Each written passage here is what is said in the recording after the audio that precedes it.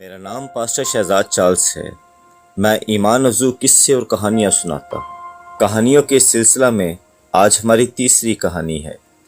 उन्वान कोई रास्ता नहीं।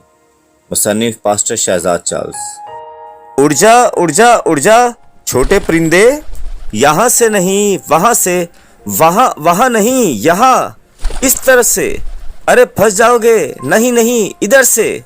जोसेफ अपने गोदाम में कुछ सामान उठाने की गर्ज से आया था जब इसने गोदाम में एक आवाज सुनी।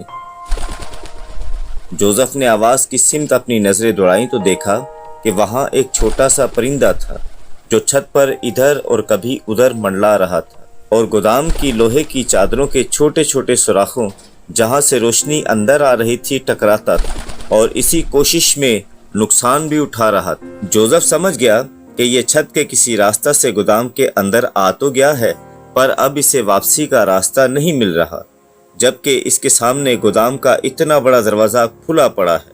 अजीजों, इसी तरह से जब हम भी छोटे छोटे से गुनाहों के रास्ते से बड़ी मुसीबत में फंस जाते हैं तो फिर हमें निकलने का रास्ता नहीं मिलता, जबकि दरवाजा हमारे सामने ही मौजूद होता है।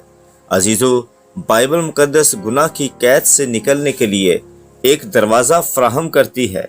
मुकद्दस यूहन्ना की इंजील 10 बाब 9 आयत में पाक यीशु मसीह ने फरमाया कि दरवाज़ा मैं हूँ, जो मुझसे दाखिल होगा निजात पाएगा। खुदावंद आपको बरकत दे। अगर कहानियों का ये सिलसिला पसंद आया हो तो चैनल को लाइक कीजिए, सब्सक्राइब कीजिए और दोस्तों के साथ शेयर करना मत भूलें।